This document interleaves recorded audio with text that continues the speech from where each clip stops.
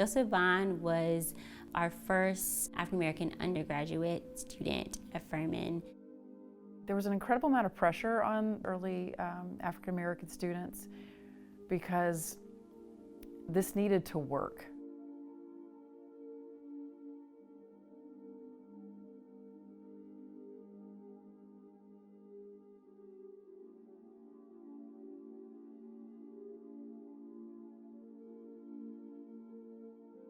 It's just kind of like an inherent knowledge, like being a Black student on campus, you kind of like find out somehow like who Joseph Vaughn is. Being the first kind of set the stage for a lot of our, not just our Black students, but other students of color on Furman's campus to have an opportunity to have a Furman education. The story of how the South Carolina Baptist Convention delayed and tried to obstruct Joseph Vaughn's matriculation to Furman is a very interesting one.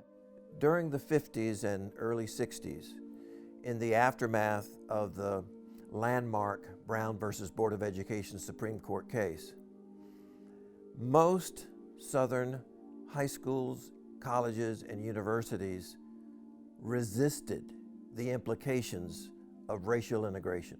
Private denominationally affiliated colleges, of course, had to contend not only with federal legislation, they also had to contend with their denominational politics. So Furman, at this point in time in the 1960s, was affiliated with the South Carolina Baptist Convention. The South Carolina Baptist Convention, made up of ministers and lay leaders from across the state, reflected the social conservatism of the former Confederate states. And quite frankly, racism was the dynamic at work.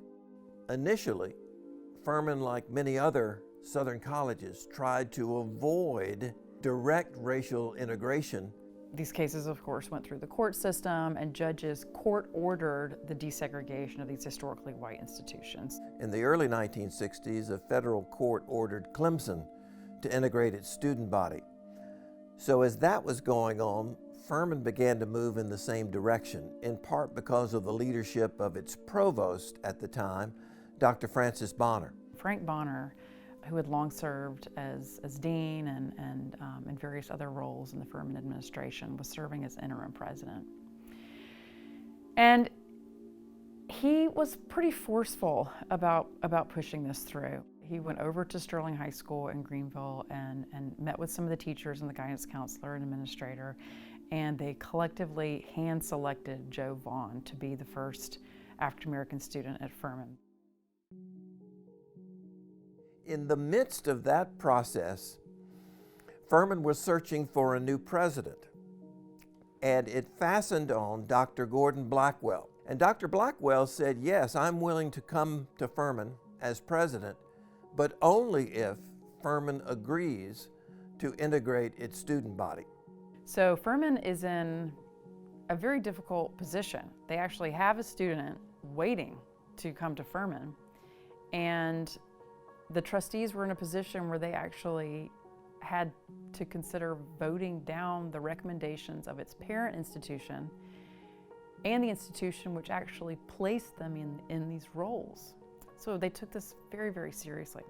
Frank Bonner gave a very impassioned plea for the trustees to defy the convention. I said to the trustees, you should do this, not because the faculty favor it, not because the students favor it, and not because it's the Christian thing to do. You should do it because it's right, the right thing to do.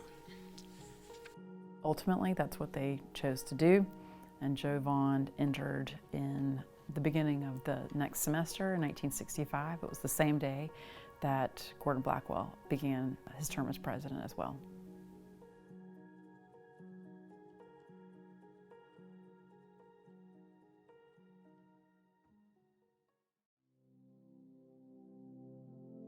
One might imagine that many young people in that situation, being the first African American at a university, might close up, might be very shy, might move to the periphery, Joe Vaughn was just the opposite.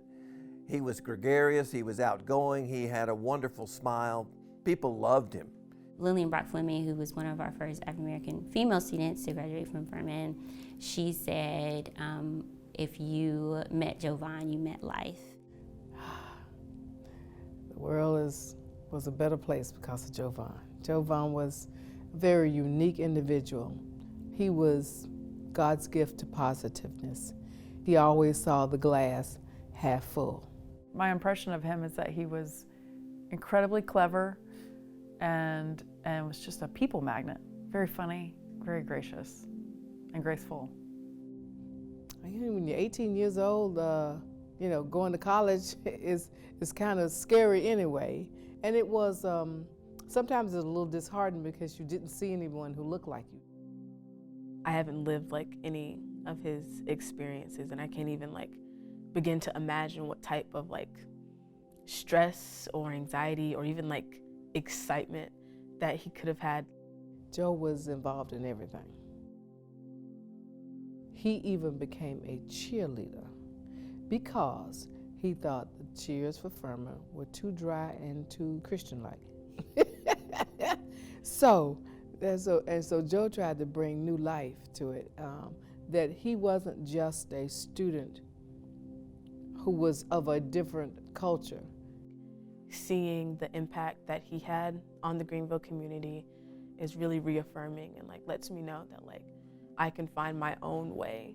He was one of the more vocal members of the Southern Student Organizing Committee. He talked openly about his racial identity. He was firm enough in his understanding of who he was that it would not bother him to be a symbol of diversity.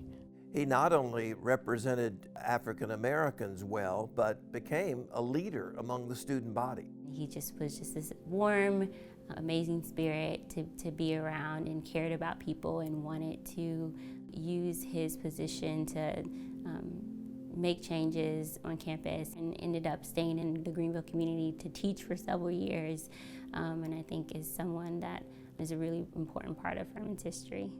I think that Joseph was actually made for Furman. I must candidly say to you that it was not without a little bit of anxiety that I came to Furman. I wasn't quite sure what I was going to find, but I was equally determined that I was coming to Furman to be Joe Vaughn's student, not Joe Vaughn black student. It shows that people of various backgrounds can live together peacefully and can serve as a model for the rest of this country.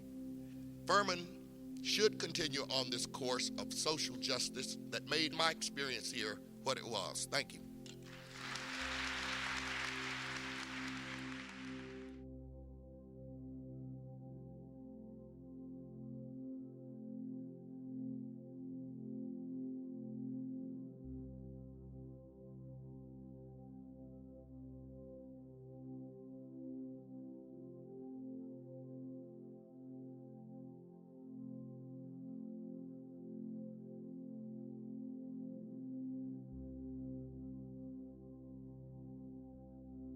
Furman needed Joe Vaughn because there was a lot of intellectuals here just withdrawing from the world. He showed them that they need to come out. If you're so smart, do something for somebody. That was Joe Vaughn.